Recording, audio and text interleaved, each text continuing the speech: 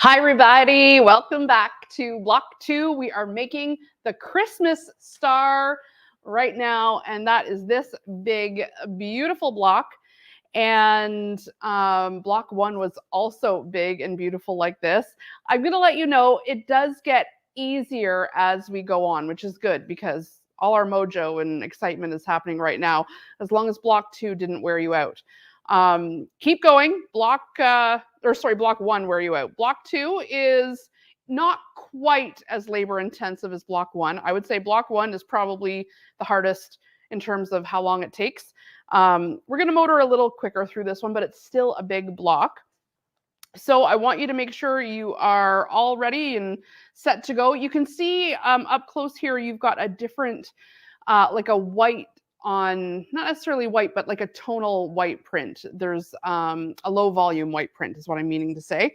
And so let's start with our swatch sheet and let's fill in what we need to fill in here to get going.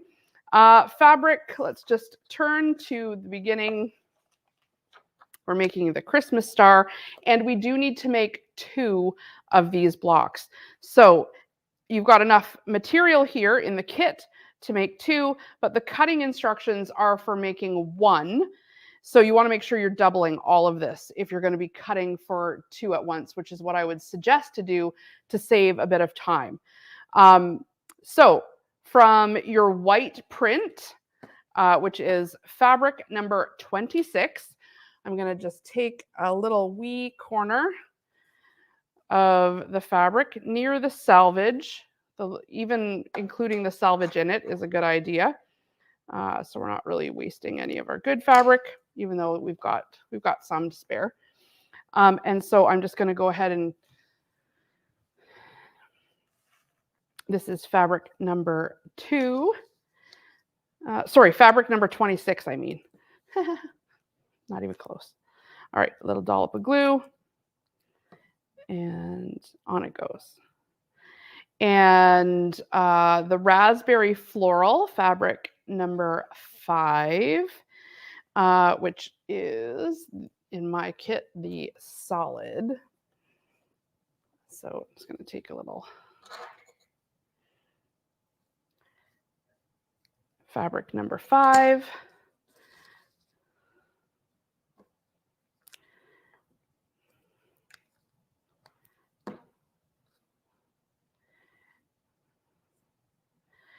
And then it's the gold floral found in the corner units.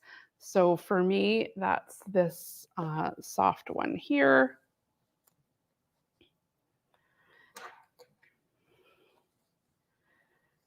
Make sure I catch one of those little flowers in the cutoff so I know it's not a different gold floral because you've got 2 gold ones in this block.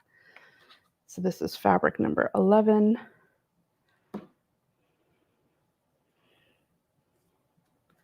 And then we've got fabric number 6, got that one. Fabric number 2 is the white with the raspberry in the side units. So that's this one here.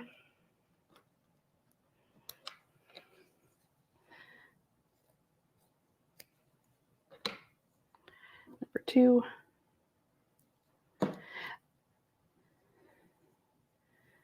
And just remember, you can ask any questions, just put them in the comments and I'll come back through and take a look so that we can just keep moving forward because we've got so much to do and I'm trying to keep these as short as I possibly can. So feel free, I'm just cutting the selvage here. So there's part of this I've prepped already because I think you'll notice that it takes probably, if you're cutting and sewing all of this block, what did I do? Oh, there it is. It takes more than just an hour or so to do it. So it takes a little while. So I don't want to have you watching here all night. You can fast forward and go through the techniques, and I'm going to show you how to put each one of the quadrants together. So a corner unit, a middle unit, and then the middle of this one is just a solid. So that's pretty quick. pretty quick. All right, I'm going to get rid of my fabric here. I've got it all cut out and ready, apart from, all right, my swatch sheet for this block is done. I can set it aside for next time. I'm going to put it back in my little organizational box. I keep that and the book in there all the time. And I've got everything cut out except for my last piece here, fabric 6, which is the middle piece, the 6.5 by 6.5 inch piece. And I'm telling you to start with that, especially if you're just going by the book and not, and you don't have the kit. If you're using like a 1/4 yard of fabric, you want to cut this piece first if you're using a 1/4 yard of fabric, because a 1/4 yard is only 9 inches and we need 6.5 here. And if you wait and do all of your other pieces first, you won't have enough at the end. So I'm always suggesting to cut your biggest pieces first. So that's why I'm starting with this one, and I'm going to cut 6.5 by 6.5.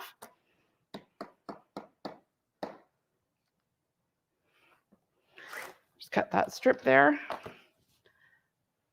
And then open this up because I don't need 2, I only need 1. Well, I shouldn't say that. You do need 2 for 2 blocks, 1 for 1 block.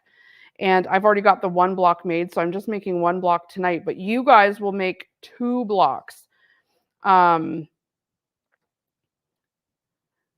So cut as though you're making 2. So you're going to cut out 2 of these, so leave it on the fold. That'll make quicker work of that. All right, measure over 6.5. 1, 2, 3, 4, 5, 6.5. Oh, that looks wrong. 1, 2, 3, 4, 5, 6. Aha. 1 over 1. Aha. 1, 2. Oh my gosh, I cut this 5. What's wrong with me? Good thing I have some more. Geez, we're really starting off strong, aren't we? Sometimes it goes that way. Now, the good thing about cutting that is that I could get some of my smaller pieces that I need out of that, so it's not wasted. 6.5. There we go. 1/2. 1, 2, 3, 4, 5, 6. Just to be safe.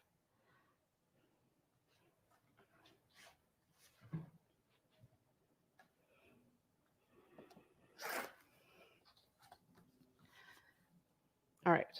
Now, so you guys will keep yours on the fold and cut 2 6.5 by 6.5 inch squares for 2 blocks.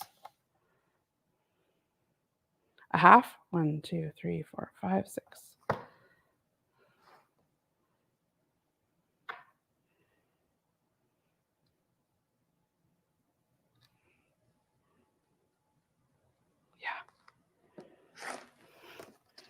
All right. So now that was the last of my cutting that I needed to get done. So I'll set that centerpiece aside for when we're ready. And let's start with the first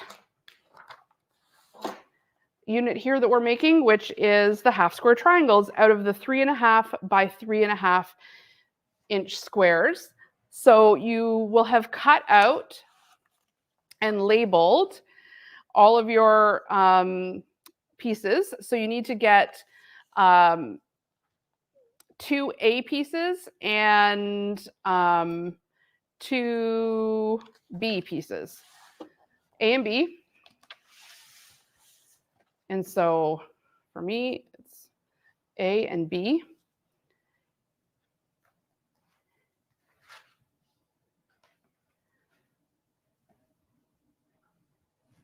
And we're going to make a 1/2 square triangle. So you'll do this twice for making 2 blocks. And you'll get 2 1/2 square triangles out of each one of these. So this is for 1 block, and another one will be for 2 blocks.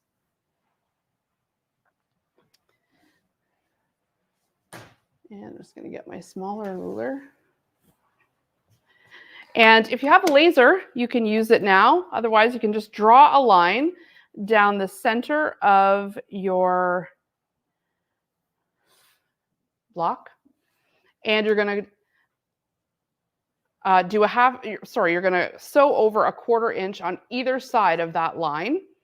And if you're not familiar with how to make half square triangles, it's laid out for you on in the special techniques section of the book.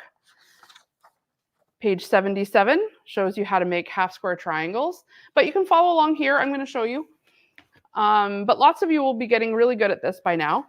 So we're going to sew a 1/4 inch on either side of this seam. And I'm going to just pull in. How's that shot? Do you just change that? I'm going to move this in. So just change the shot to the overhead for now. Yeah. And so if you've got a couple of these, if you're doing 2, draw both lines on now. And if you do that, then you can what we call chain piece these, which means sew them both oh, excuse me, at the same time without breaking the thread. So I'm going to bring this over, and I'm going to line up I'm using the HP foot here on my Janome 9480. And the lines here, I'm just going to line up the edge of that foot with the line.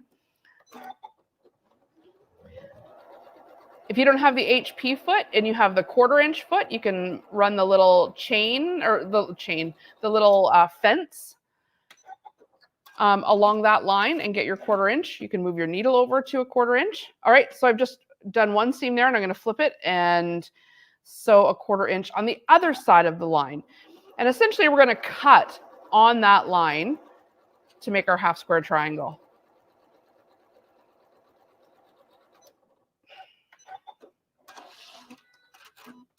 Okay, and so now when I cut that thread,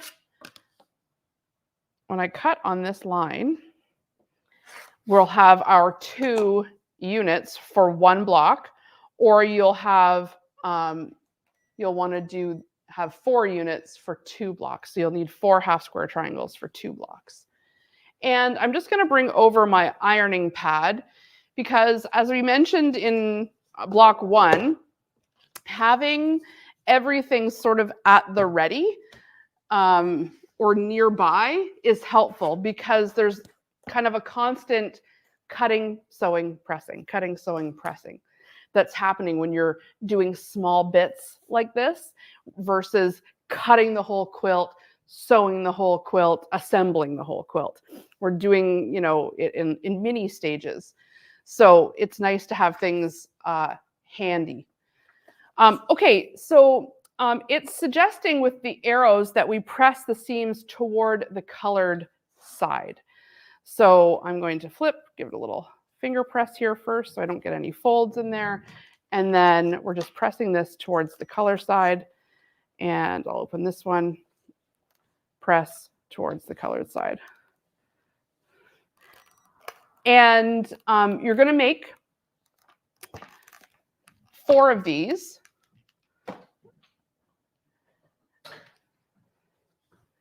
Let me just make sure. Sometimes it's confusing with the, 1, 2. Sorry, you will need 4 of these for 1 block. So 8 of these, excuse me, for 2 blocks, 8. I'm just finishing up 2 corners here, but you will need 8 for 2 blocks. And then these need to be trimmed to 3.5 by 3.5 squared. So I'm just using a larger ruler. So most rulers have that diagonal line. See that diagonal yellow line there? You can kind of see it. Line up your half square triangle line, and then use this as your axis. So you'll slide up and down diagonal, not this way.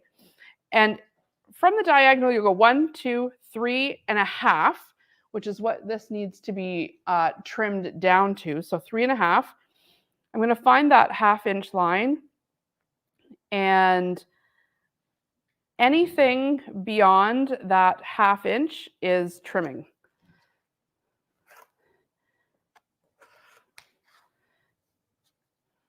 Go a little on the end there.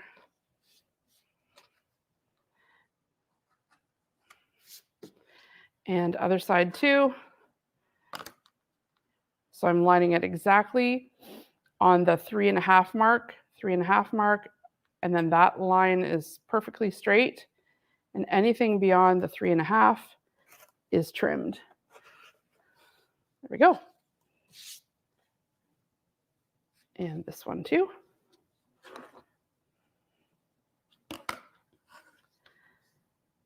It's nice to have a little extra to trim off because then your squares are really square and you'll notice a difference.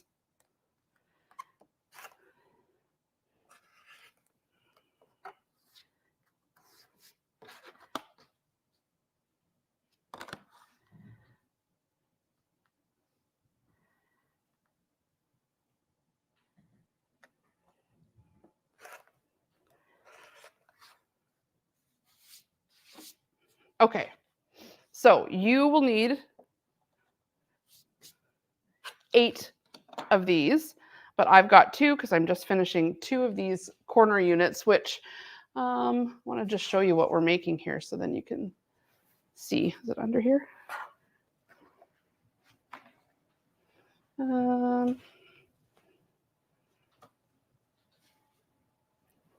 I've got 2 made already. Oh, no. They're sitting here somewhere, just a sec. Oh, there they are. So this is what we're making. So I've got 2 and I'm making 2 more.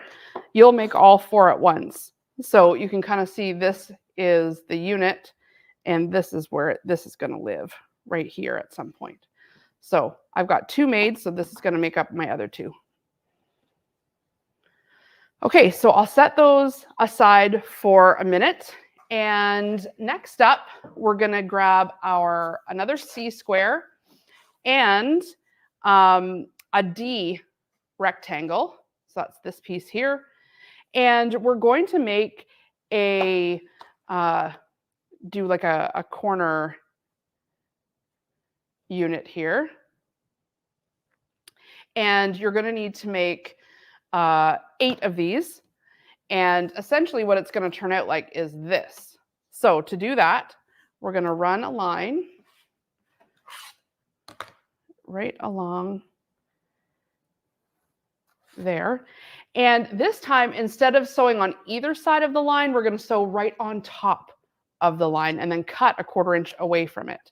This is where we're going to start getting some more of those triangles.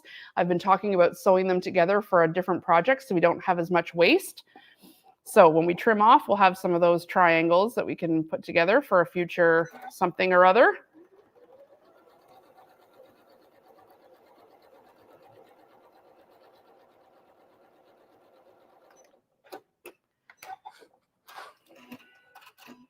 Before you trim it, check it to make sure that you're making a new rectangle, that you haven't made like some sort of wonky shape. That yes, you're getting, basically a new rectangle by folding that back.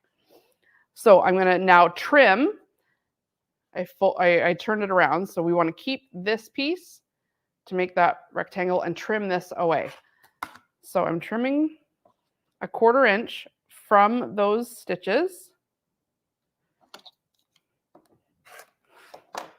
And I'm going to quickly sew these together. This, again, is not part of the Barn Star sampler. This is just sewing together the waist down the length of that waisted triangle so that we end up with a bunch of half square triangles. See, I just sewed those together. Now we've got a random size of half square triangle. I'm not even going to worry about what size it is, nothing like that. And sometime at some point, we're going to have these to work with. So I'm just setting them all aside. But I'm just making an effort to sew them together now so that they don't get wasted. Okay, this time we want to press towards it's going to actually go this way, and we're going to press towards the white.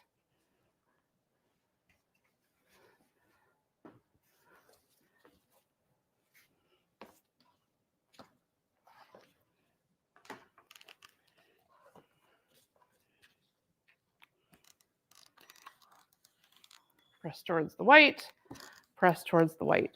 Great. So you are going to need 8 of these and set them aside. Next up, number 3, we're going to sew our E square. We're making this unit here. Looks like this. And so we're going to take an F piece, so F fabric, and E. And again, we're going to make another one of those corner units by drawing a line from here to here.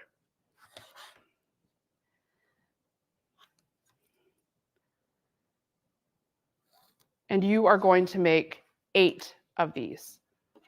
And you're going to sew right on that line, just like we did with the other one. It's just a different color this time. So right on that line.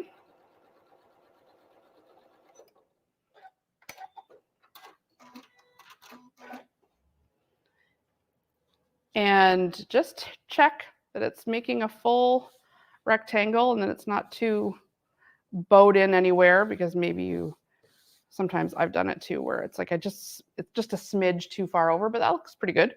All right, so I can trim this. Then I've got those wasted triangles again. I'm going to sew those together. I'm just making a habit out of it, you guys. That way I know I'm going to thank myself later, because it's going to save all kinds of work. And we'll be able to make something super, super scrappy and awesome.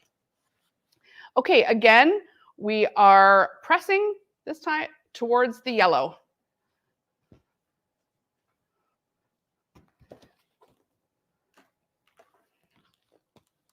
Towards yellow.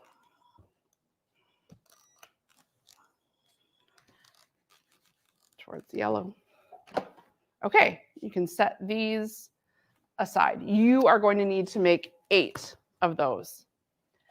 Now we're getting into making some sort of funny looking shaped units. It's actually going to look like, I'm going to show you the end if I have one here. Did I already make one? I thought I did. Yeah. So it looks like this. It's not a flying geese. It's not a half square triangle. It's sort of 2 rectangles together. So what we're doing is we're taking an F piece like this, and we're taking a G, so a G piece,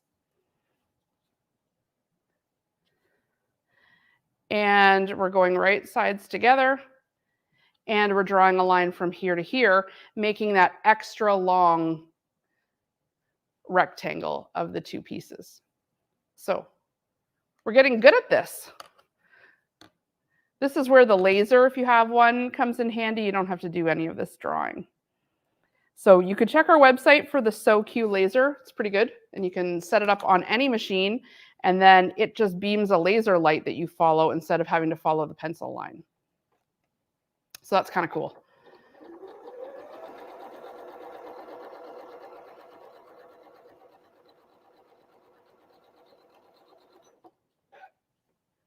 Okay. Again, check it before you trim it, because if it doesn't make a long rectangle, maybe you've sewn it a bit wonky and maybe you have to try again. So check it. Do we have too much hanging off the edge? I kind of actually do have quite a lot hanging off this edge. I'm going to grab the seam ripper. I'm going to do that again. Because having a good, and now look, you can see where I kind of missed the mark, even just slightly. Can we zoom in here just a little? We'll zoom in on the overhead. It's just ever so slightly off this tip. Because see, I drew the line on this side. So here, it was no problem. I was staying on the line. But when you fold it over here, look, that line's actually way over here. Whoops, sorry. Now we're in so close. So when you see the bottom stitches, it actually kind of missed the mark here. So it doesn't take much to just rip it out and I'll just take a little better care of making sure that underside is also lined up.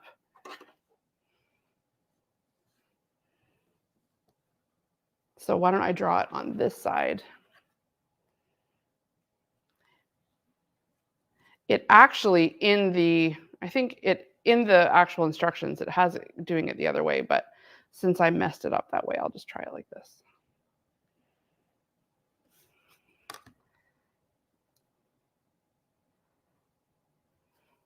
And sometimes it's hard to see where this one ends because it's covered. So if you have to put a little dot there so you know, that's fine. You know where to angle your ruler.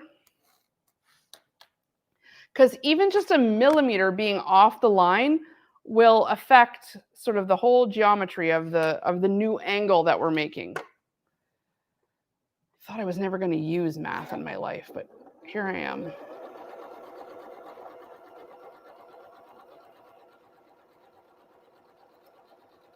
Okay. Let's see if that looks a little more, yes, better.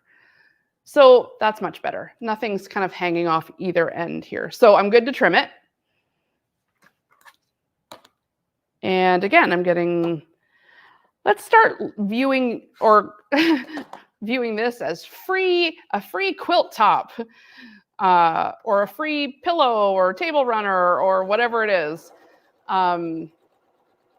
If we just sew those as we go, we're getting a free project out of it. So instead of, oh, look at all that waste. Uh-oh, hold on. Oh no, it's right. Is it right? Yes, it's right. That my brain was like going wonky. Okay, we are pressing towards the yellow. Pressing towards the yellow.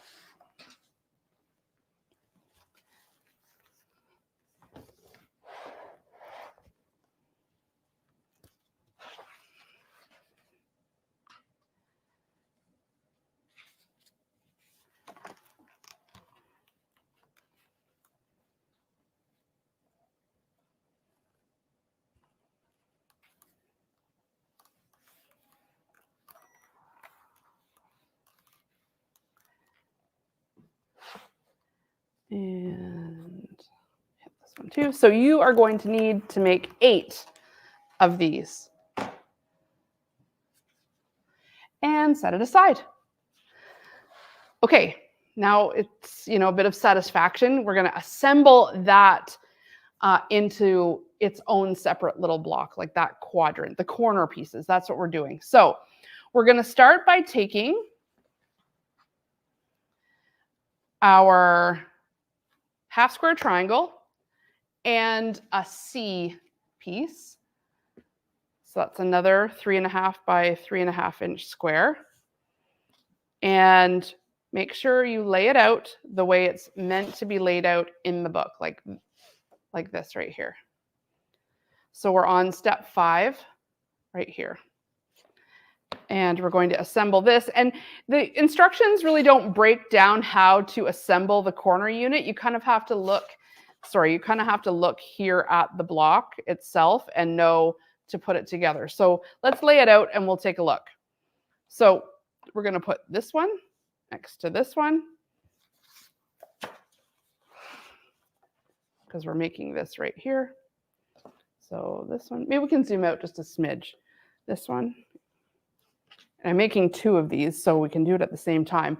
And then we're going to grab this unit. Whoops, that needs to go this way. Because then we can kind of see that arrow starting to take shape. And then we're going to lay out this one with this one.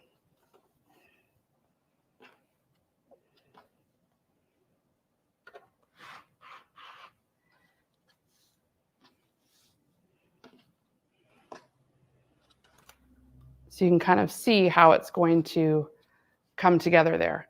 So, and I'm going to make this twice, but you're going to make this 4 times. Well, you're actually going to make this 8 times because we need, remember, 2 blocks. So let's leave it laid out, and I'm going to go right sides together and right sides together. And we'll make this large enough that it'll fit that one. So I'll chain piece these just for speed.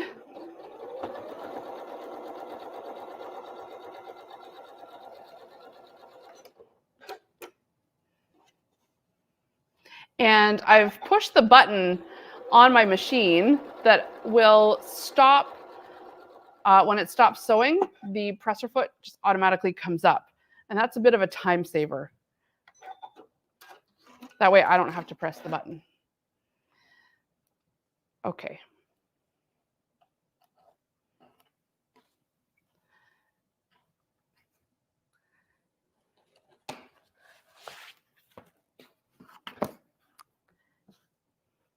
So I'm just going to lay these on top of one another so I can pick them up at the same time. So if you're making your 8, you could stack them up like this too. So I've got 1 and 1. But before I can sew this one to this, I need to flatten this out because you don't want to sew a non-pressed seam. So we are pressing this towards the colorful side.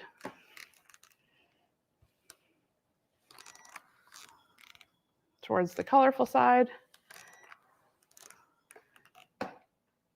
And now that it's nice and flat, it should fit almost perfectly. So we're going to go right sides together and sew a 1/4 inch, and we're going to go, oh, let's make sure it's turned the right way. And right sides together and sew.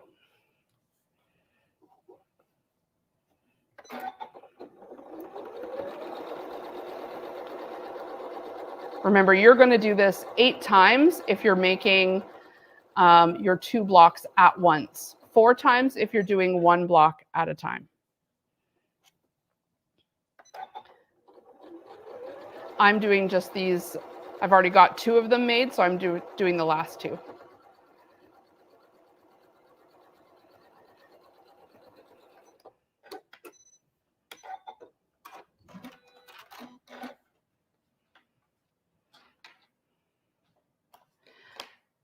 Okay, let's open it up again. And this time we need to press towards the larger end. So press towards the larger end.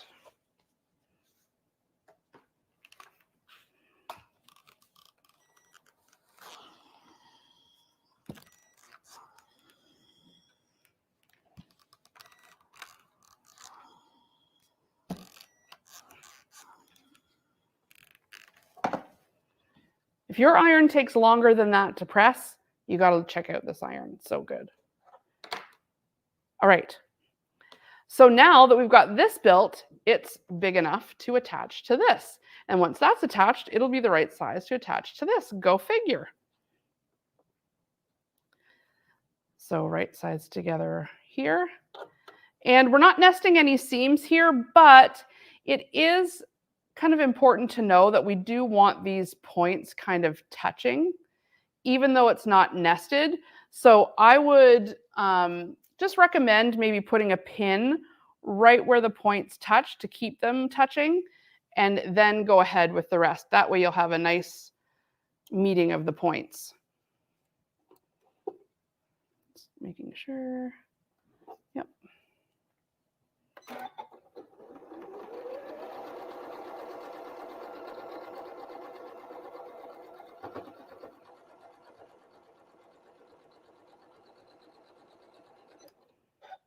And again on this one.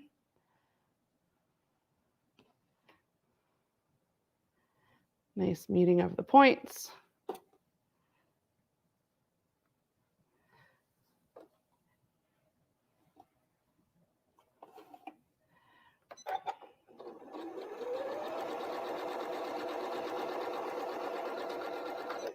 Don't sew over the pin.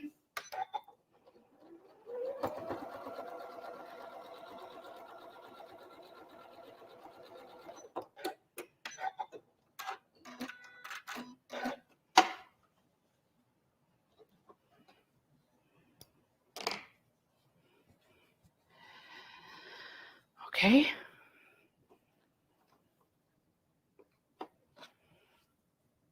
Okay. Now I said a nice meeting of the points. I did meet those up, but I think I met them up here. I feel like actually this needs to move back up a little bit more. See how it's kind of down a little? I'm going to switch it.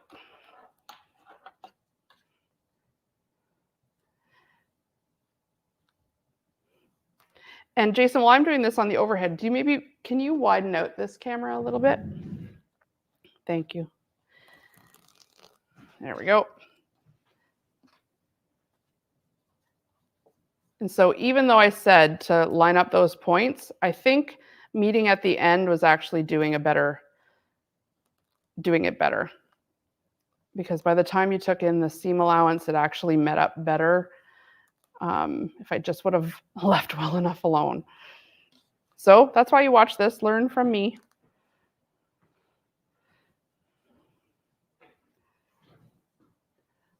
Trust me, there's never been one quilt that I didn't rip out just as much as I've sewn. It just happens. Okay, so I'm going to line this up again. This time, yes, I'm meeting up the points, but because, and I should have known that really, because of the 1/4 inch seam allowance, putting that top point down by this point actually made it too far down. The points actually need to meet at a 1/4 inch in. So yeah, I should have known that. Anyway, so really matching up the ends is just fine.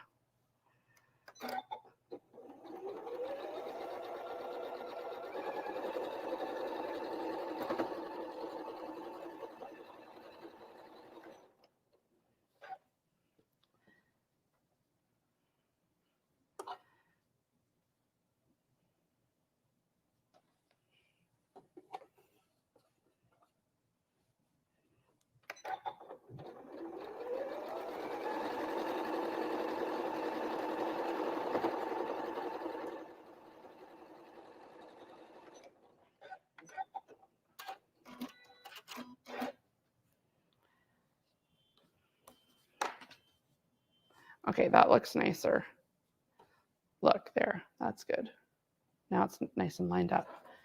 Okay, this time I am pressing. Well, there, I don't see an arrow. Maybe we can press any which, oh, no, right here. Right, there's the arrow. Pressing towards the yellow side.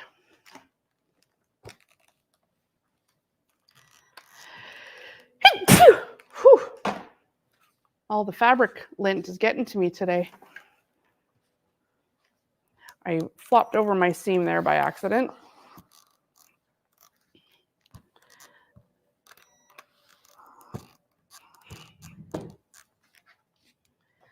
Okay, towards the yellow.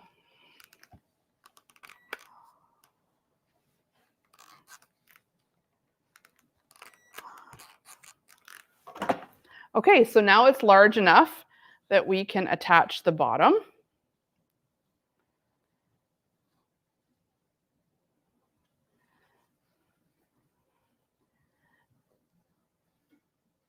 And just lining those up with the ends.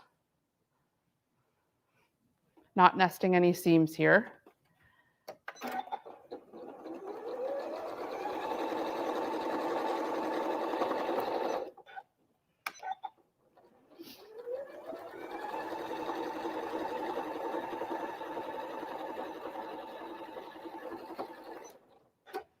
And next one.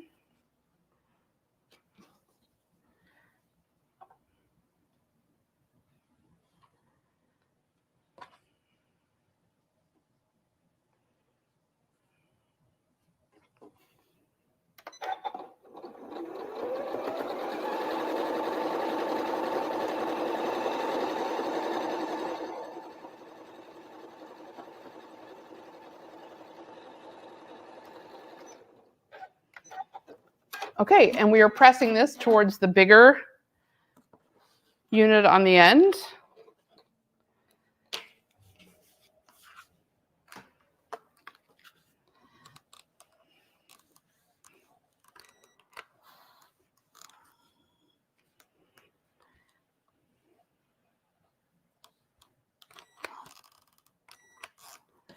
And then this one too.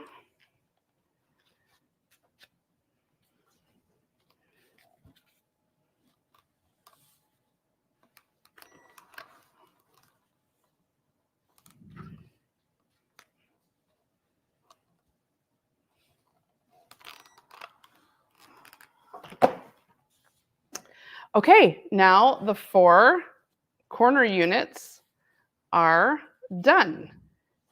Now, remember, 4 corner units for 1 block, 8 corner units for 2 blocks, which is what we need to make here, 2.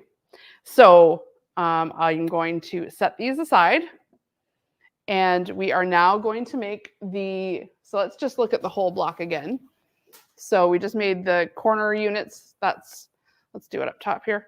We just made these corner units here and the other sides. And now we're going to make this unit right here, which is basically 3 flying geese in a row.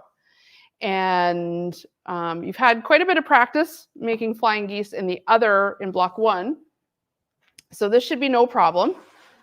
So we're going to start on making the side units. Step 1, we're going to take an H piece and an I piece. And let me just grab all those. That's my center. I have a few pieces ready to go because I've made a couple of them.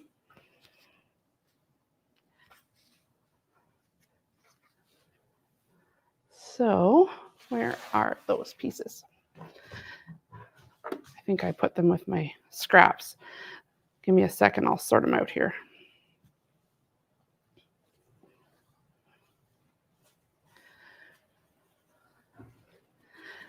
So H, let's see, H is, I need 8 3.5 by 3.5. So I think I have to cut those because I don't see them with my stash. So that's fine, I'll just cut it. You guys will likely already have yours cut by the time you're watching this part. So 1, 2, 3.5.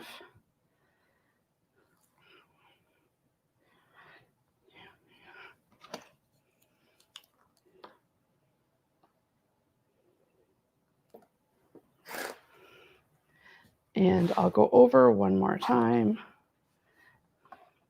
1/2, 1, 2, 3, because I need 8 of these for 1 block, 16 for 2. And this is the H piece. So now I can line this up on my mat. I can either layer it or do it top to bottom. I'll just go top to bottom here.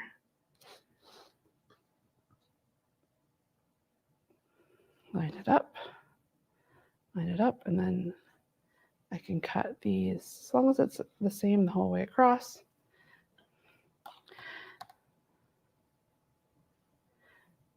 So 1, 2, 3.5.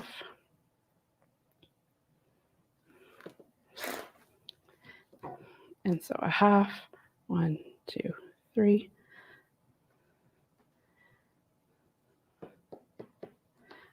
Always count back, I'm like the worst.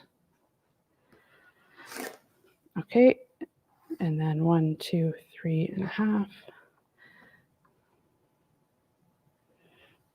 A little bit of a fold in the fabric there. I probably should have pressed it, but so 1, 2, 3, and 1, 2, 3, 1/2. Oh, yeah, good thing I checked. Anybody else always with the cutting and the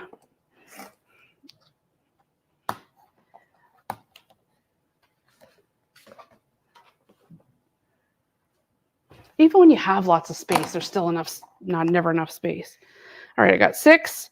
So one more cut. So 1/2. 1, 2, 3. 1, 2, 3.5. Okay. Scrap. 1, 2, 3, 4, 5, 6, 7, 8. 8 for 1 block. Perfect. So remember, we're making this unit here, but they all get made in the exact same way. So I'm going to show you how to chain piece these flying geese units, and you'll do the same method for each one of these. So this one you make with two H squares and an I rectangle. This one's 2 J squares and a K rectangle. This one's 2 L squares and an F rectangle. And so I'm going to go ahead and make all 4 of the first one right here. And you make all of these in the same way. And that is a traditional flying geese unit. So we're going to take one, put right sides together like this. Take another one, right sides together. You guessed it, we're going to draw the line. So that was that fold. I really should press that.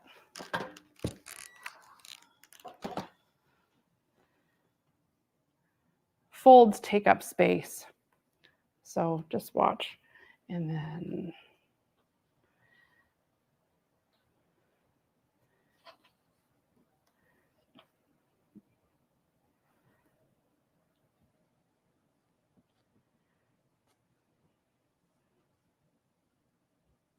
all right, so I've got 4. I'm going to go across this way.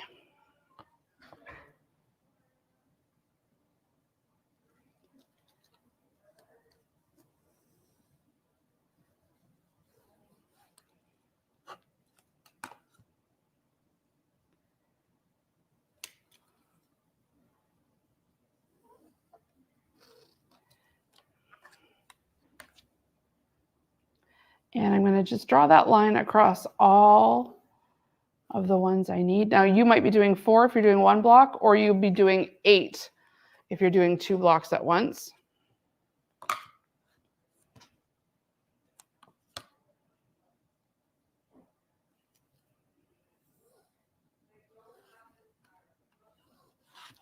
And again, because it's a flying geese, we're going to sew right on that line.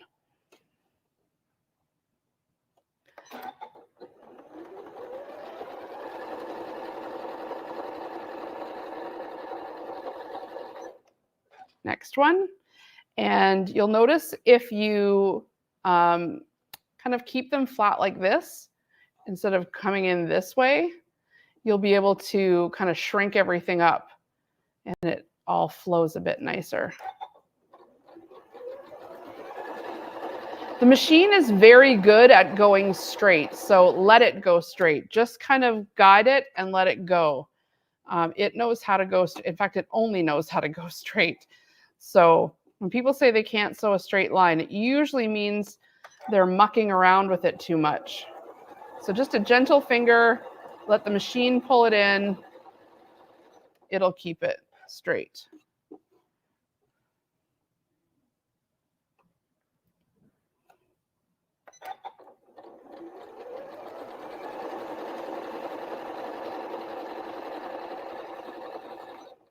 Okay, so that's all of one side. I'm going to, so those are chain pieced.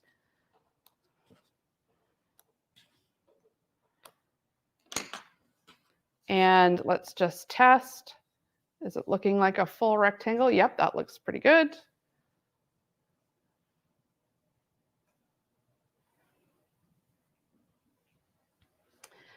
And am I sewing this on the right piece? Did I just sew this on the wrong piece?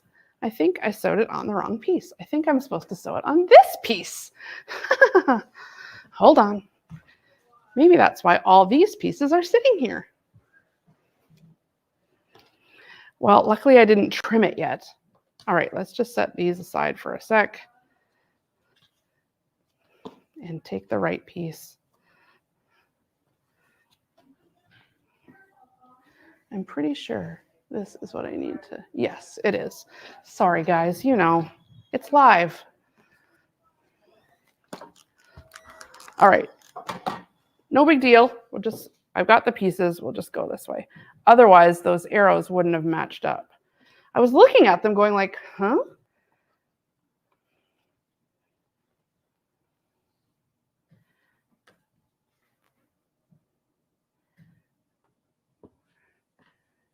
Okay. And lines.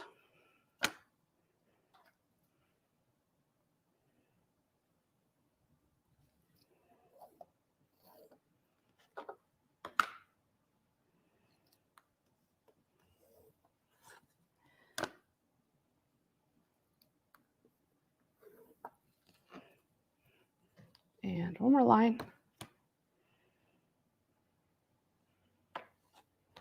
And then again, we're just sewing directly on top of that line.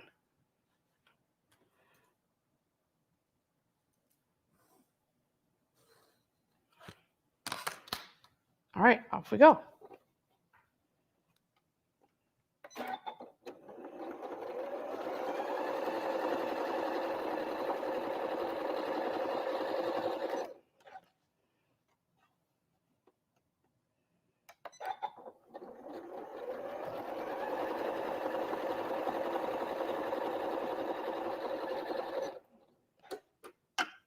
Oh, okay. Dropped it. Line it up again. Make sure you're going the right way.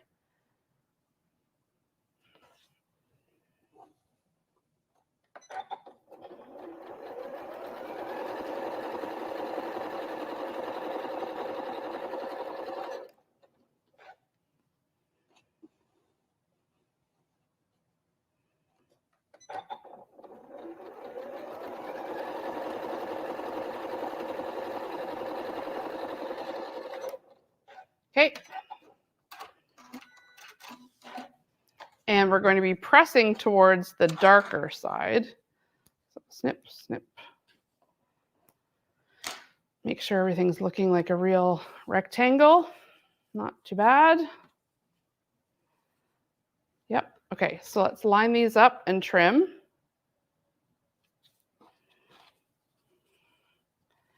Looking like a rectangle. Yep.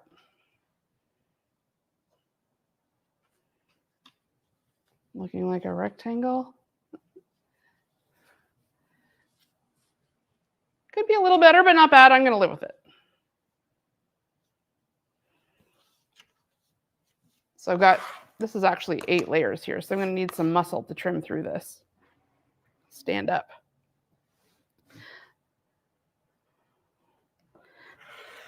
So look at all the squares we have to sew together here. Well, triangles, I should say.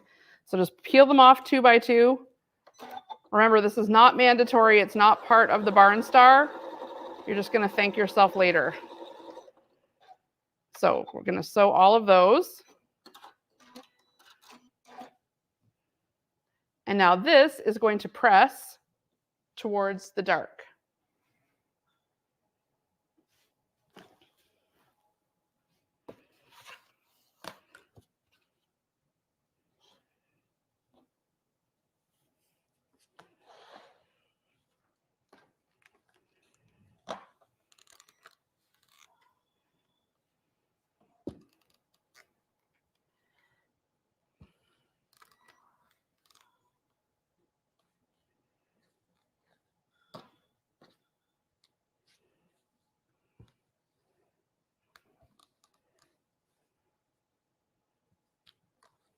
Press towards the dark, press towards the dark. Okay, now we need to do the other side. So I need to rescue back these squares that I already sewed onto this one. My seam ripper here is getting quite a workout. I'm just going to see if I have a better seam ripper because that one's just the pits. Although I did find the handle. Hold on, I'm coming, I'm coming.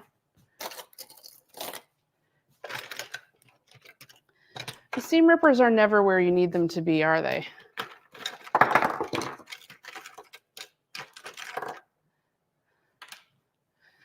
They really aren't.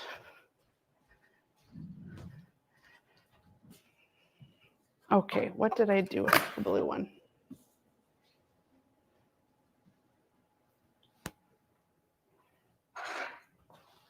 Is it on here? Seam ripper, seam ripper.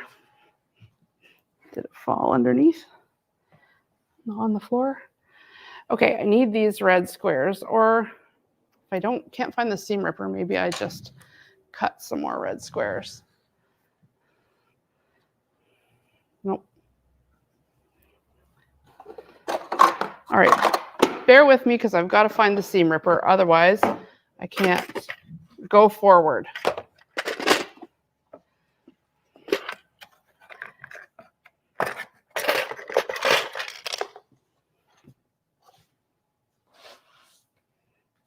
Oh, it's under my chair. Got it. Okay.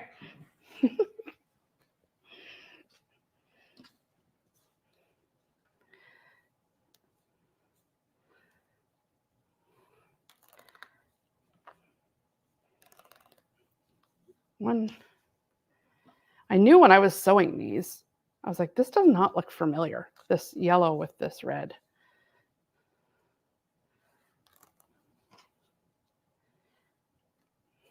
That's why for these classes, we've made it and then we make one ahead so that we're not having to make 2 blocks with you here live. It would just take so long.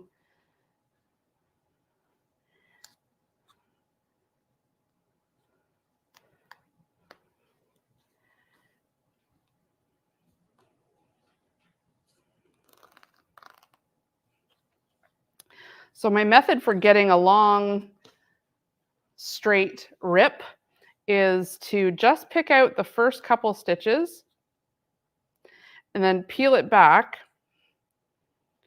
and keep it down and pressed. And then if you kind of hold it tight with your finger, then you can kind of run the seam ripper along for a pretty long stretch. The seam ripper is getting super dull, though. It's literally had the workout of a lifetime. Okay. And when you've seam ripped something, just press it again because it kind of helps put the fabric holes, like cinches them back together. So give it another press, and then these are good as new. And we'll do the other side of the flying geese. So we'll lay them out. Hard to see this pink on red. It's like zzz. Aha, these ones already have the lines drawn on them. So, there's a step we've saved.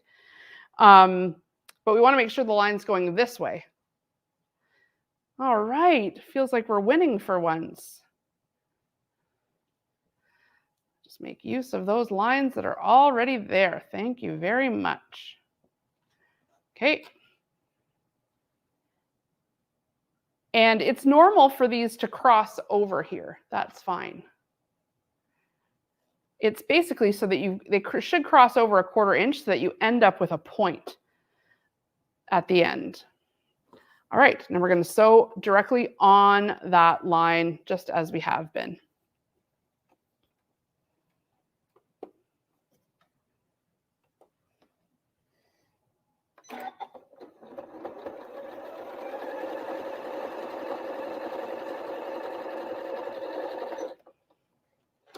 Next up.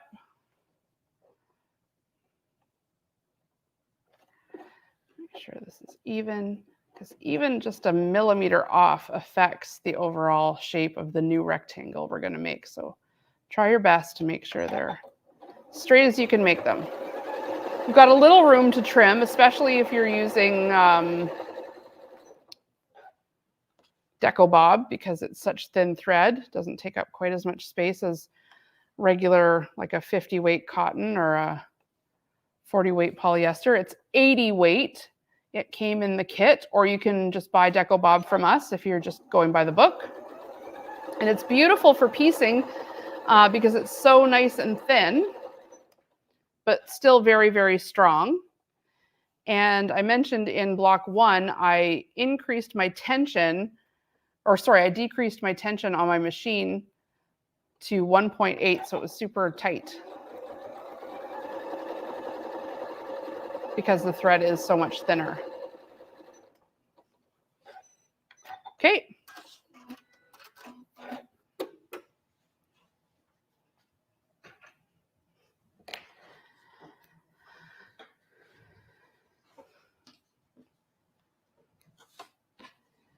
Okay, let's check before we layer to trim.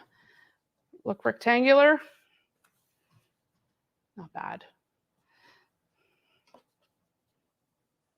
If it's your first time doing flying geese, don't be surprised if you get a little, bowing here. It's hard to get them straight right away.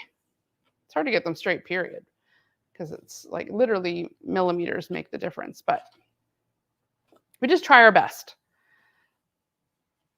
And if it's really bad, well, you've seen what I do. Just rip it out and try it again.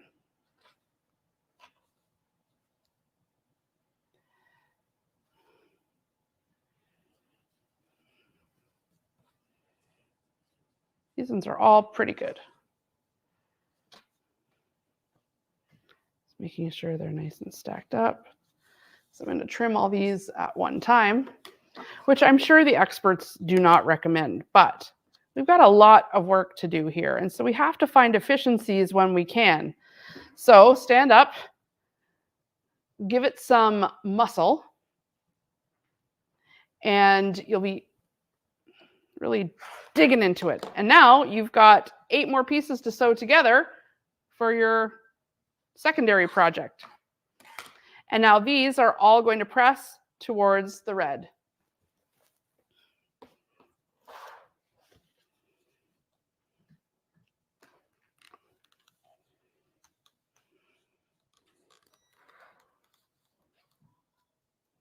And you're going to continue making these flying geese units for the other colors in the side units. So there's 3 flying geese per side unit. And so you'll use this exact same technique. Ooh, that's a good one. You'll use this exact same technique to make the rest of the flying geese. So you're going to make this one, and you're going to make this one. And what we're going to do once you've got all of those made is we're going to attach them all together. So that's what I'm going to go ahead and do now. You'll pause the video and go ahead and make the rest of your flying geese unit, these ones and these ones. And those get attached together, and then these get attached together. So that's what's going to happen now. Whoops.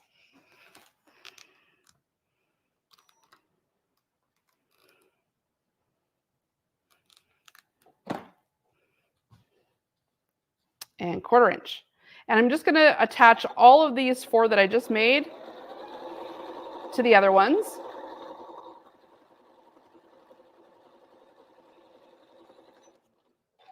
So you'll go ahead and attach everything unit by unit, with this making the arrowhead here, and then it kind of attaches to this. So we've got like these double arrows.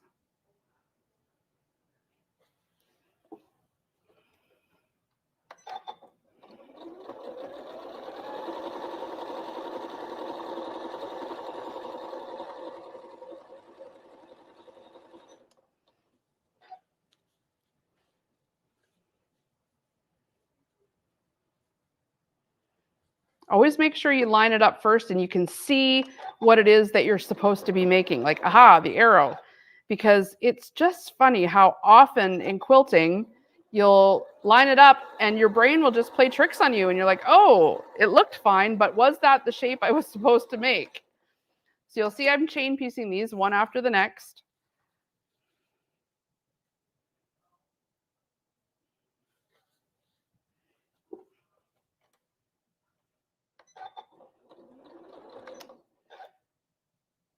Make sure it stays lined up the whole way.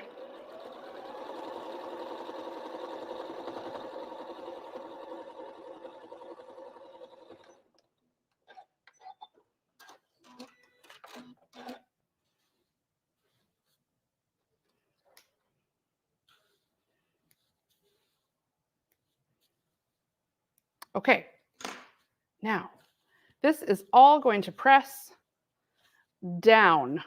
So down towards the bottom. So if the arrow's pointing up, we're going away from there. So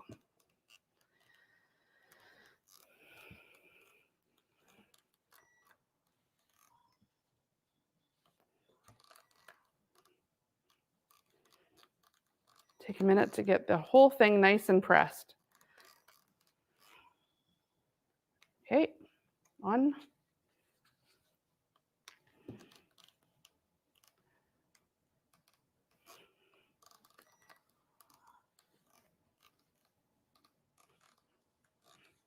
2.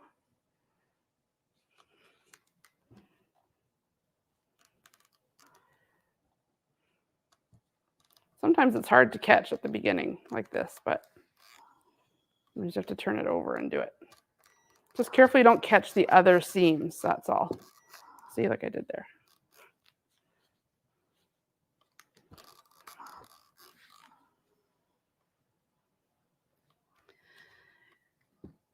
Okay, we're nearly ready to assemble the entire block. This one was not quite as much work as block 1. Like I said, they do get a bit easier. Let's make some space.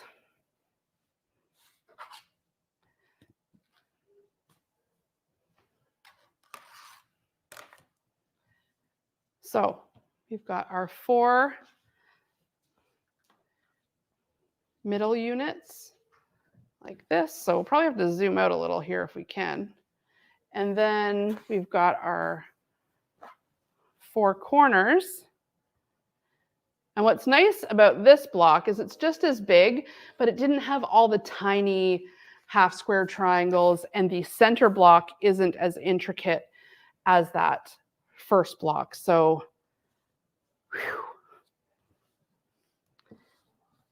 feel like you're zooming along with this one. I'll keep the seam ripper really close this time. It's right by the iron if anyone needs to tell me where to find it in a few minutes. Okay. So now we need that 6.5 inch square, and look at that.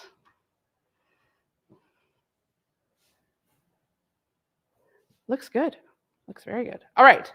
So you know what to do now. We're going to assemble the rows. So let's go right sides together. Now, first, sorry, I did this with the last one too. I always forget to look to make sure that we don't need to trim anything. So the flying geese units, they need to measure 6.5 by 9.5. So let me just check that out, see if anything needs a real trimming here before I get too far down the path of assembling, because it'll go together nicer if I take a minute to check. So we've got a little bit that could probably be trimmed here, but we're kind of right on that half mark.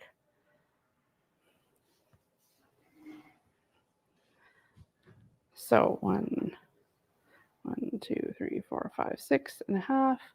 So anything that goes over the half, I'm going to trim, but there's not much at all. Kind of barely worth it, really, but. So now I'll line that one up on the good edge.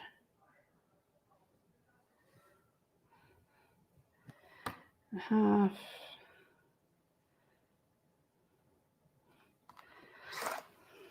Just a little bit. So 6.5 by 9.5.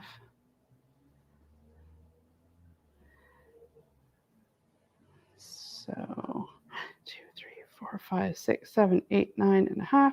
Yeah, we're pretty much right on the money with these. There's a little bit of bowing on this one and a little bit scooching in, but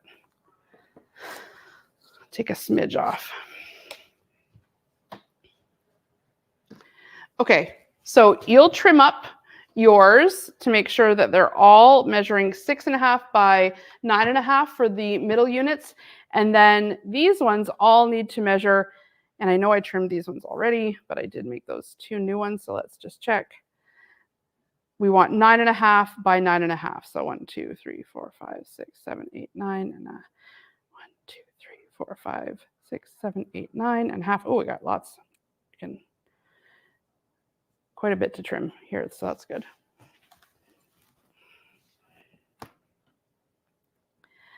Half, that's good.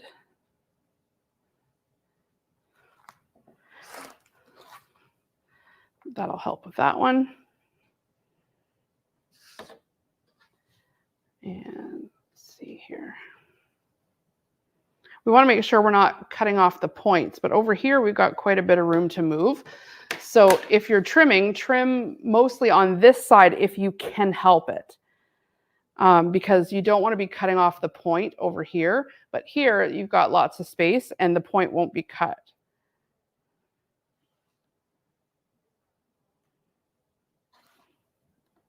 So let's line this up. 9.5 by 9.5. So we've got a wee smidge to trim off here. That's good.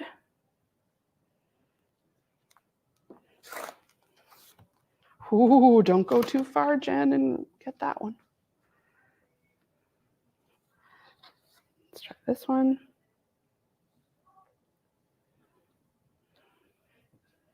Just a little bit. I better move that, or you know what I'm going to do. I'm going to cut that whole thing right off.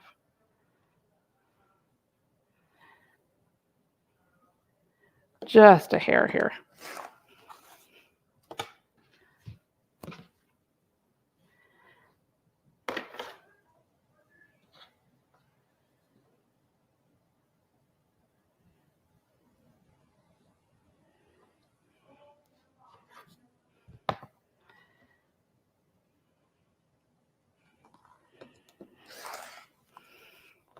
Okay. Now I can sleep at night. They've been trimmed.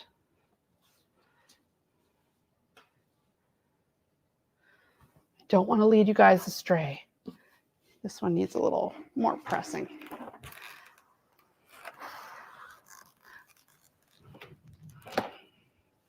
Sometimes if it feels like it's bubbling a little bit, press that into submission.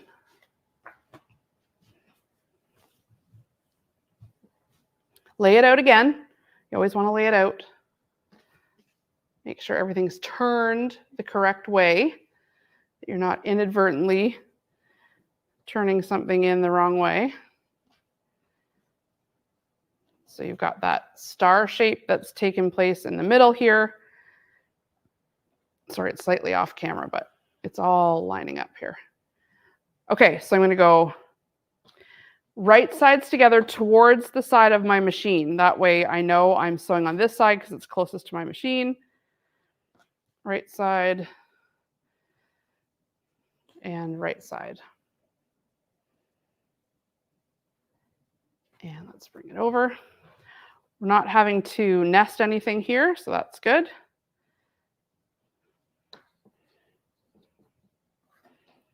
Just line it up.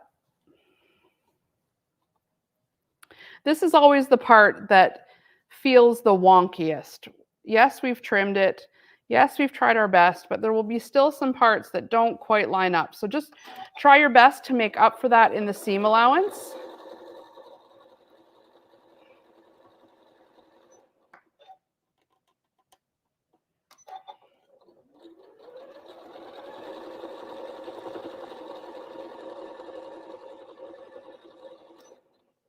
Next one.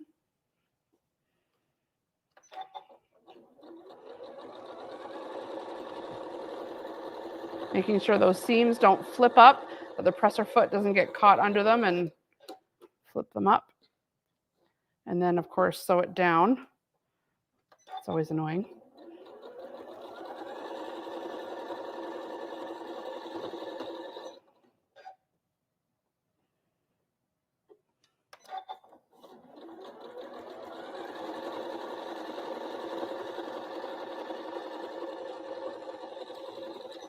Okay. Snip them apart and lay it out again.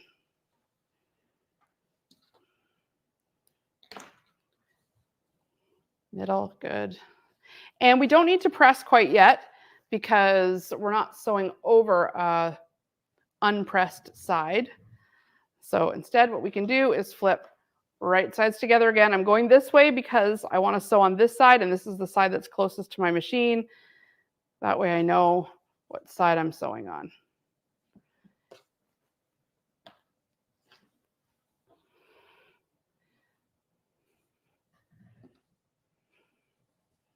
Okay. My seams all got folded up here. I got to press those back down.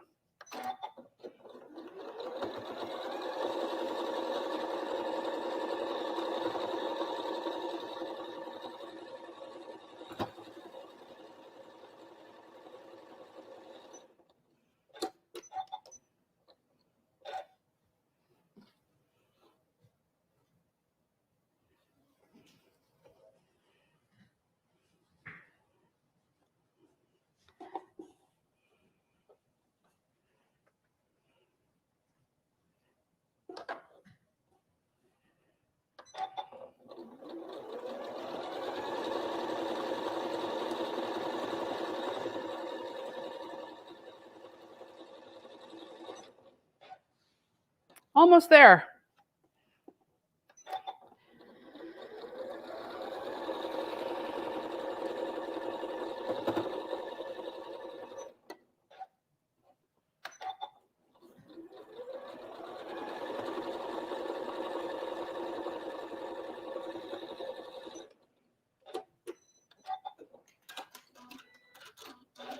Okay, lay it out again. This time we do need to press, and I'm going to bring it over to the ironing board. That way I just have a little bit more room to work with than just my small ironing pad. Once the blocks get big or you're dealing with your quilt top, I mean, I could still use the ironing pad, but the ironing board's right here. If I just tidy it off, I can use it. Okay, so we are going to press the middle towards the middle and the ends toward the ends. So that's easy enough. So end, so I've got an end piece here. So it's going to be going out, away from the middle. And I got a little bit of cleaning up to do with the pressing here. It's like I went rogue. Turn this around. Help out these flying geese that all got trampled, it looked like.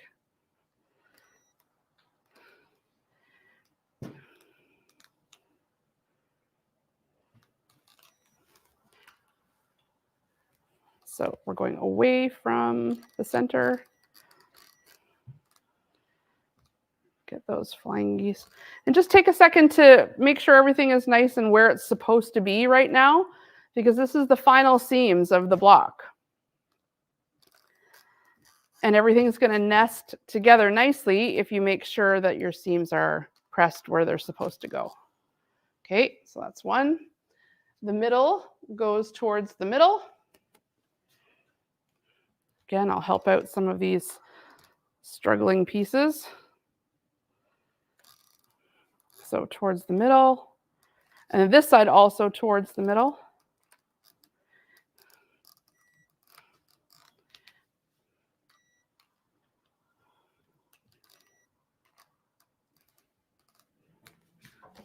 Okay, and then the last end piece, end pieces go away from the middle.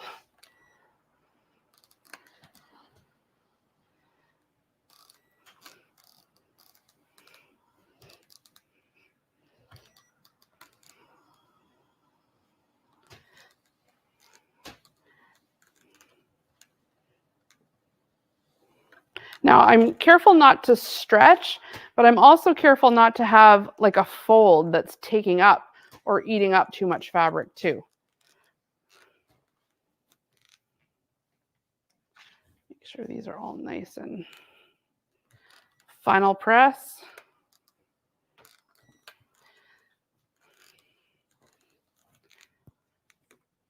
Pressing really can make the difference between something that fits together and something that doesn't.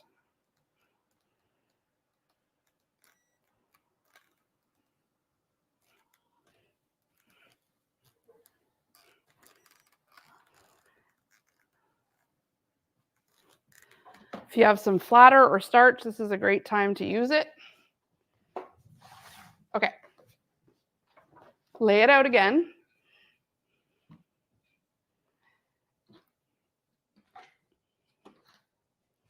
And we're going to go right sides together.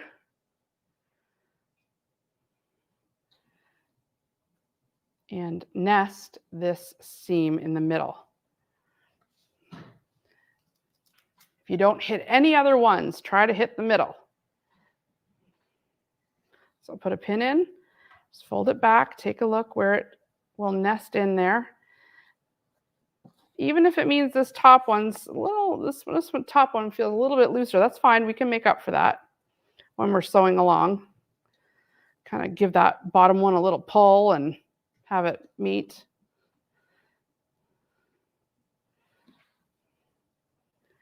And then if you can nest any other seams, just find if they do. You can put a pin in that one. That one's just like the points need to meet, not necessarily nest, but I'll put a pin. All right.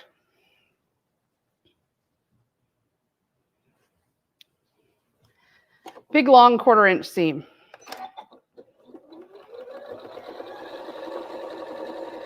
Make sure your seams don't flip up. I'm about to, look at that, it's about to flip up. So get that down in there. The stiletto will help with that. There we go.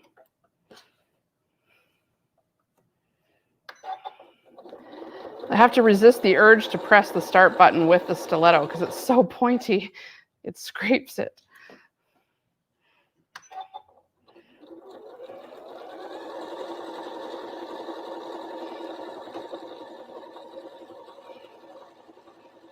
Okay.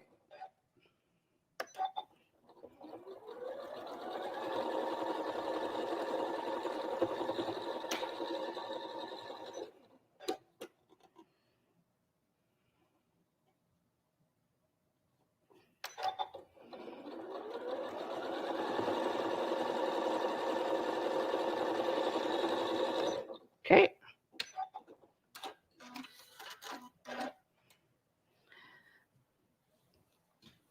Okay, and we don't have to press yet. We can go ahead and do this seam to this seam because let's see how our points turned out. Oh, good, good, good, good. Love it. All right, this way to this way.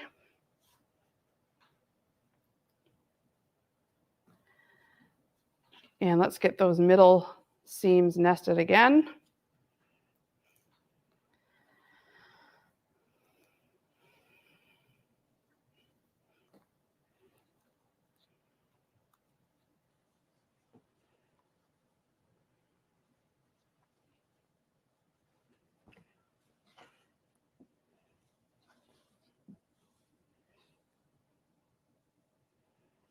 There we go. You can feel it.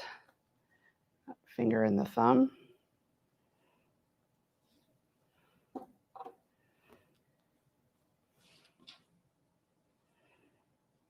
Okay, last seam. I can hear applause in the distance. Not necessarily for me, but just being glad it's almost done.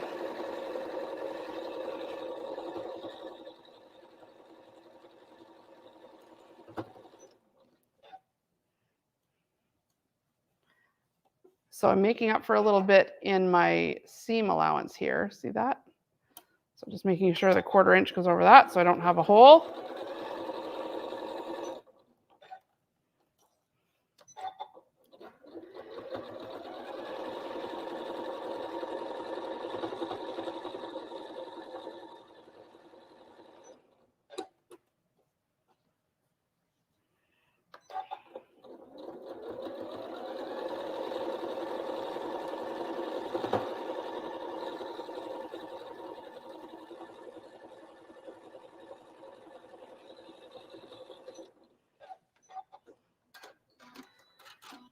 Okay. Open it up. Yahoo! All right, I'm going to go back to the ironing board and we're going to give this one final press. You'll see in the instructions here, the arrows are pointing away from the middle on either side. So we're going to press it away from the middle.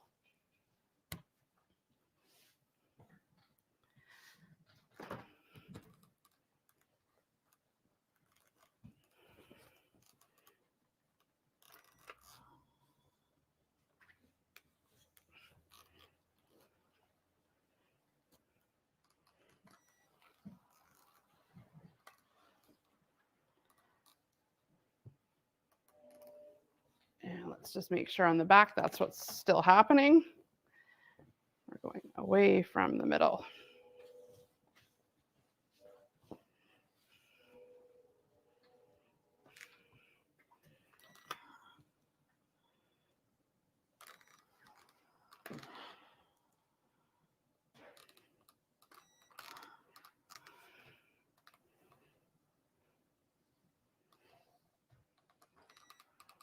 And away from the middle here.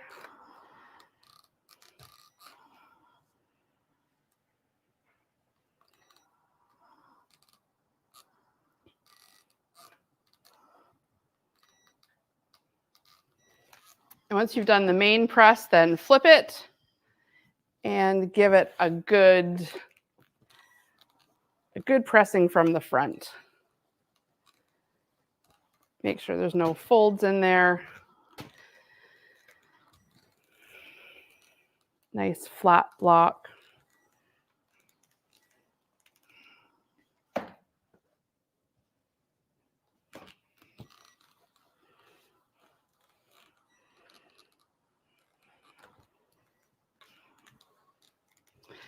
And there you have it.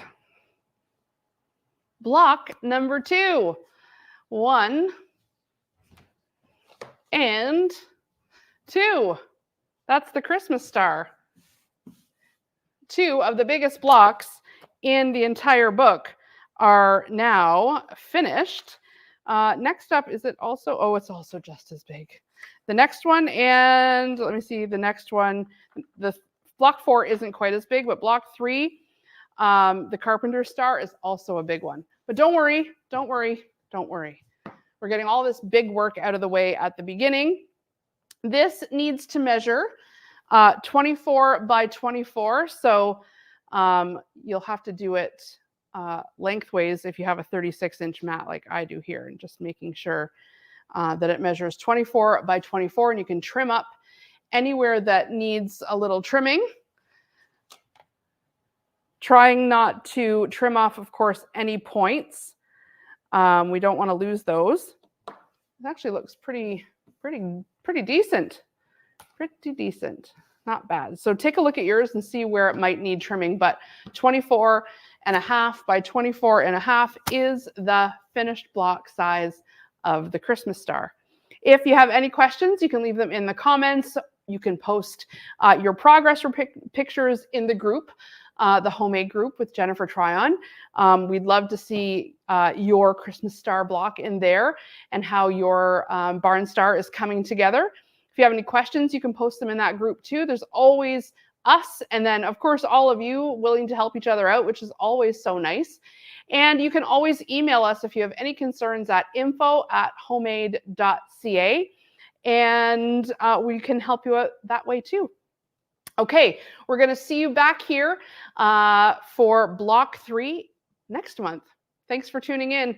Keep working on it. Good luck. See you next time.